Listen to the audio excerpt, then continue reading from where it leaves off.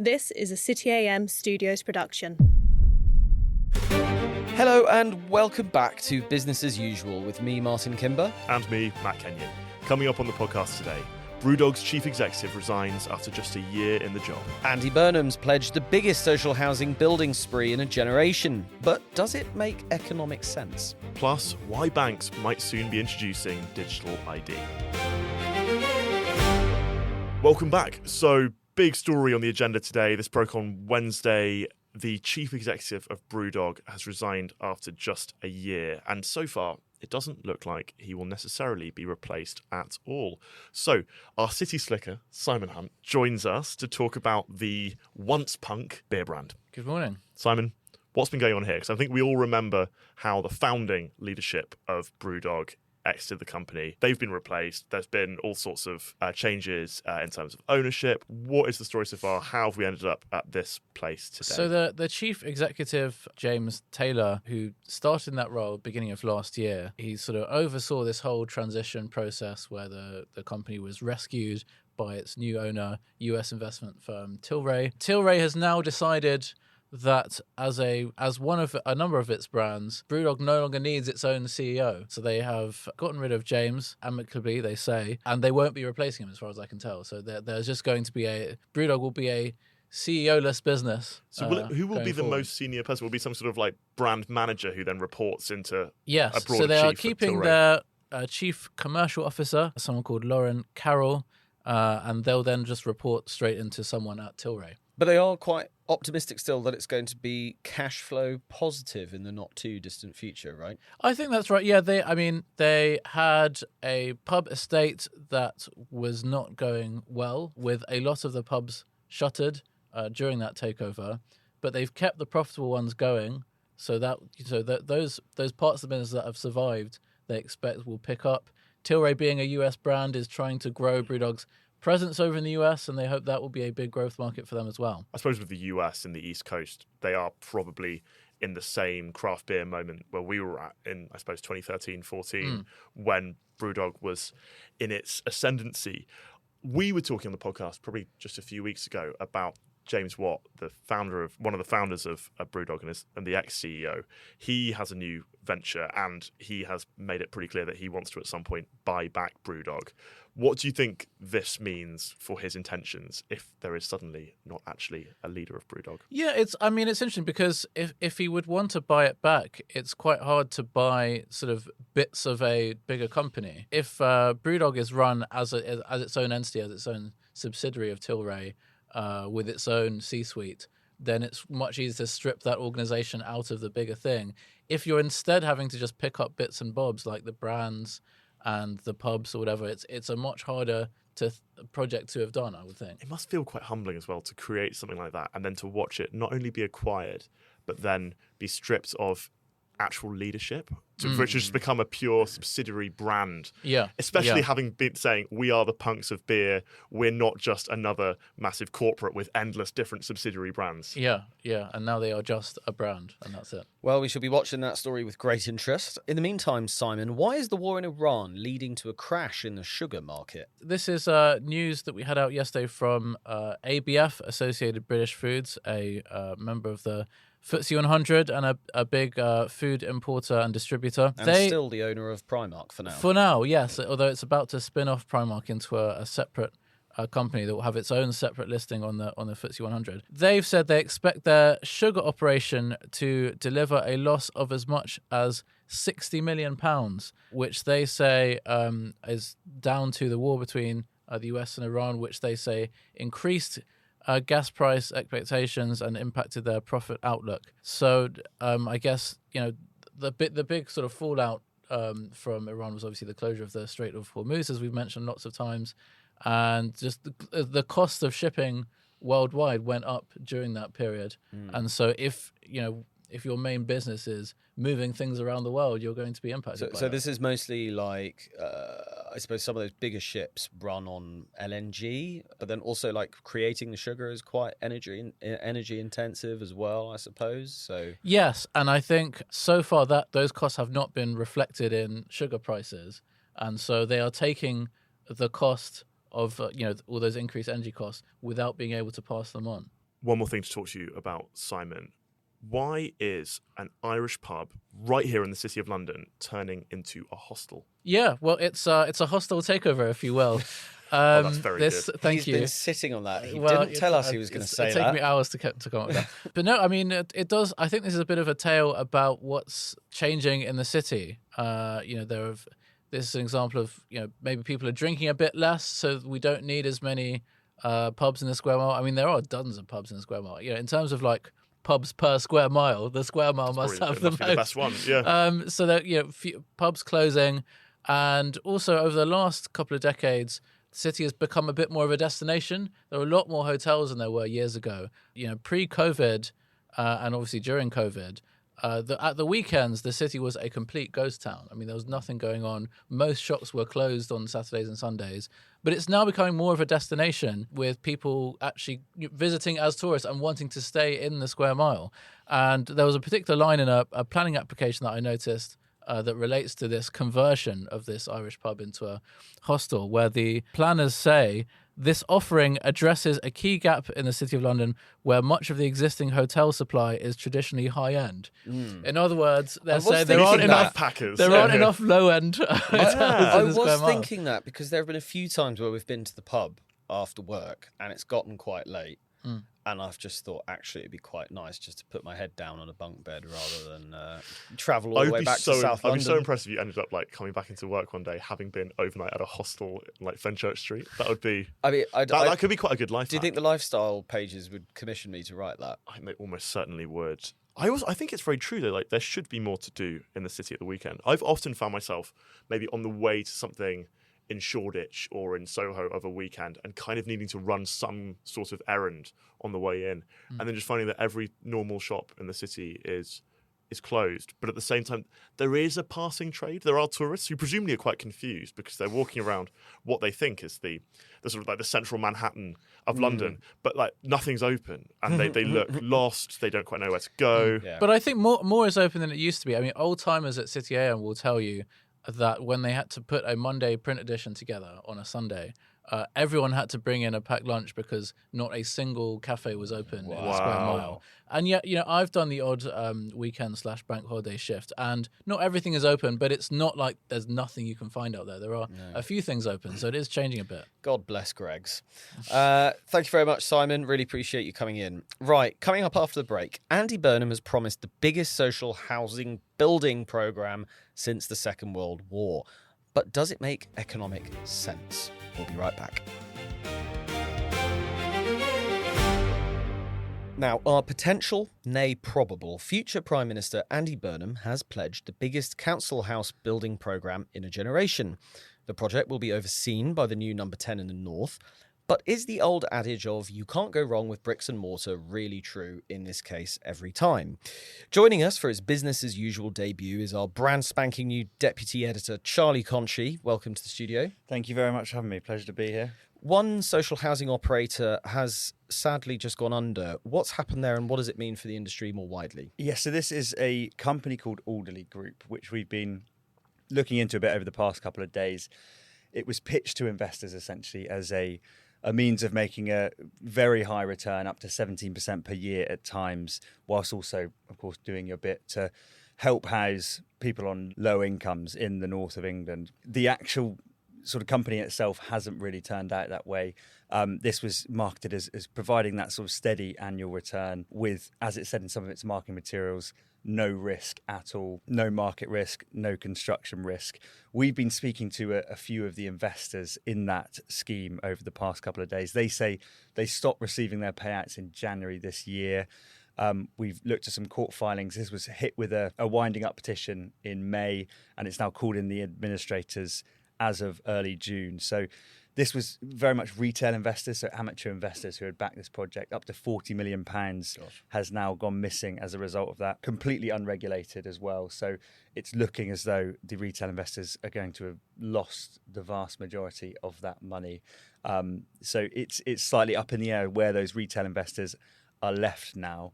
But for the time being, the founders are nowhere to be seen, can't be contacted by any of these investors. The amateur sort of group have banded together and turned to a law firm called RH Law, who are trying to bring a claim against the founders of that company at the moment. But it is looking like a pretty worrying, uncertain time for a lot of them. And it's even more worrying for kind of amateur retail investors, because for a very long time, people in this country have been told, put your money in bricks and mortar, buy land, they don't make it anymore, you'll be absolutely fine. But in this case, that's obviously not transpired. Yeah, and I think if you look at the demographics of that retail investor base as well, a lot of retirees in there, people we've been speaking to essentially saying we were relying on this money to have a comfortable retirement. It's now looking like a very different picture. One woman I've been speaking to, based in Spain now, she's got a 92-year-old mother in the UK. She's now saying, I can't travel back to the UK to visit my mother as much as I would have liked to.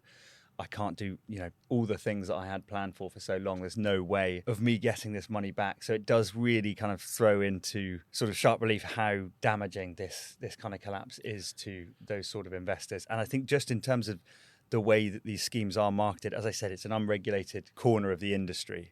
I'm really struck that it is unregulated. Well, I suppose, have there been pushes to get this under some kind of oversight? Because it feels like quite extraordinary that you can have an area of investment that can be sold as if it is completely low risk. Yeah, and no risk in this case. The structure of this is quite important here. So these were sold as loan notes. So rather than Alderley Group essentially going and borrowing from a bank, what they've done is go to retail investors, marketed on social media. They've relied on a slightly shadowy part of the financial industry, third-party introduction firms who have gone out and made these connections.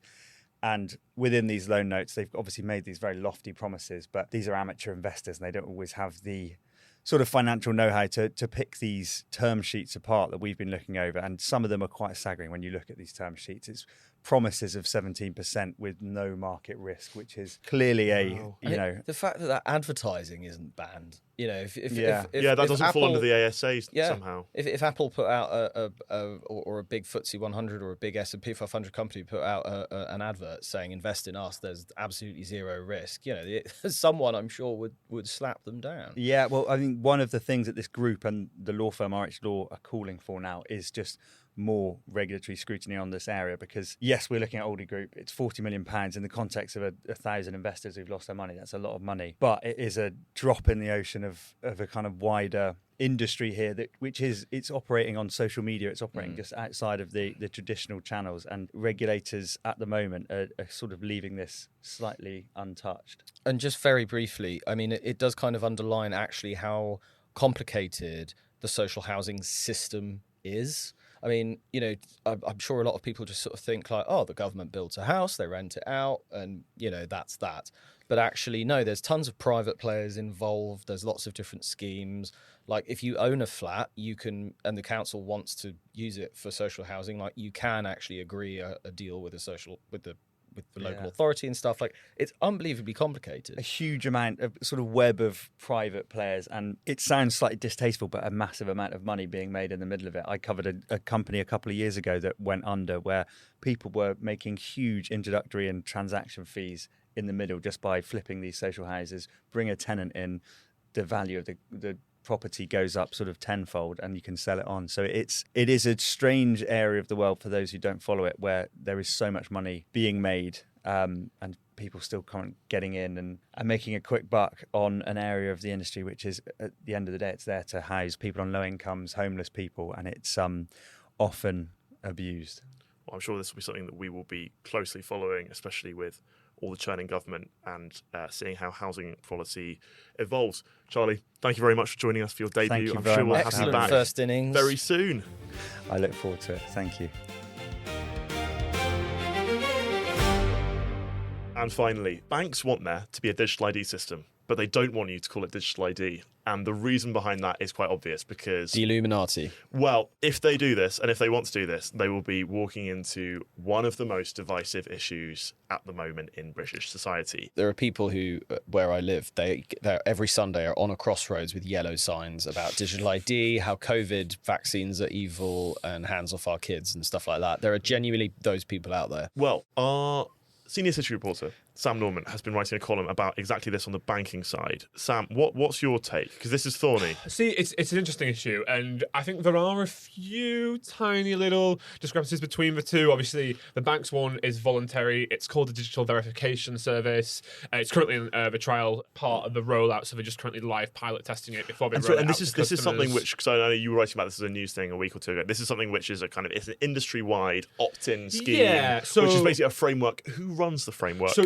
UK Finance, which is a banking industry body, is launching it with like the high street heavyweights. So NatWest is on this, Lloyds is on this, Barclays is on this, and it's like a voluntary scheme that basically an added layer of protection in your banking app. Now, in one sense, it's a noble effort. You kind of applaud it. I mean, we had figures out earlier this year of around 1.2 billion was stolen by criminals through payment fraud last year. So there's a problem, and that's gone up. It's a problem that's like on the rise. Yeah, and banks are having to really double down on their know your customer. Absolutely. They're having to do a lot of public information campaigns around don't answer calls. Yeah. But there's already Face ID on my app, my banking app. Like, what's going to change? That's on device, isn't it, though? Yeah, it's an added layer of protection per transaction, which I applaud it. I think it's a great idea, but the digital ID debate now is so toxic. I mean, earlier this year, there was that leak, which I remember like over 100,000 passport scans were leaked, and the digital ID critics lauded it. They loved that because that gave them all the ammunition they needed to be like, well, they forced Keir Starmer into a U-turn. So the banks have done one thing in the sense of making it voluntary.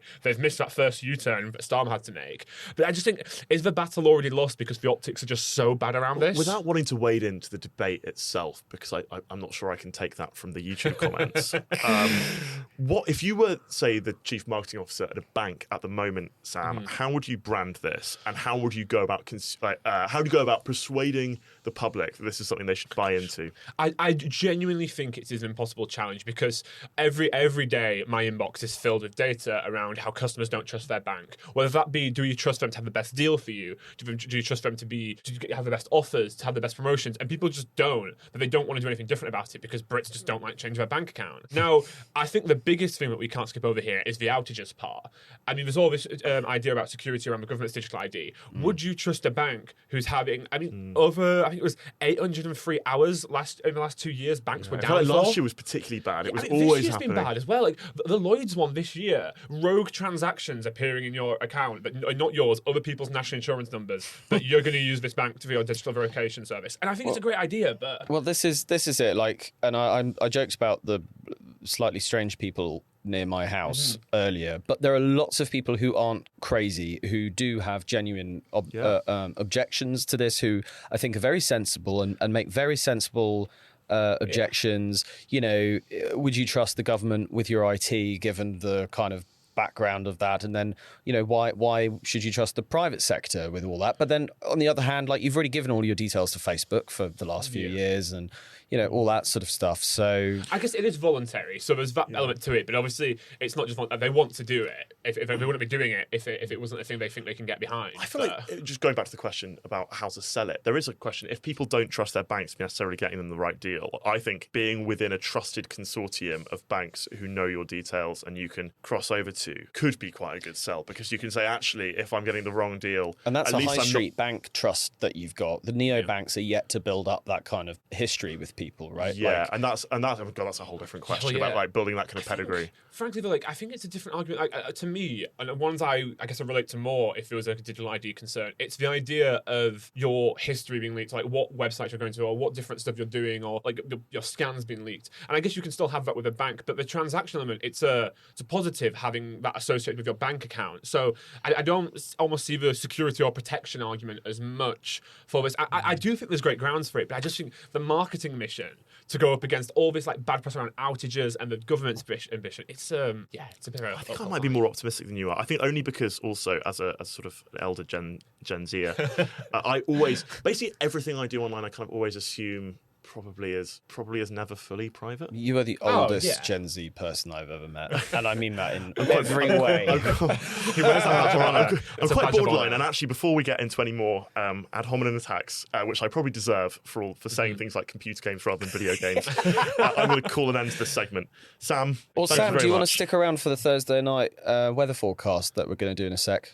Absolutely. Are you ready for this, Sam? What have we got? So it's going to be on Thursday this week, 26 degrees and sunny. That's so Clement. Which is excellent It sounds temperature. like the oyster shed. It sounds like the oyster shed. I will see you there. Thank you, Sam. Thank you, Sam. Well, that's just about all we have time for today. Thank you very much for listening to Business as Usual. As ever, don't forget to do 2 key pieces of homework. Those 2 pieces of homework are subscribing to our newsletters and downloading our free app. It's got everything those expensive ones do, except we're free. So we'll be back in your podcast feeds tomorrow at 6 a.m. But for now, goodbye. Goodbye.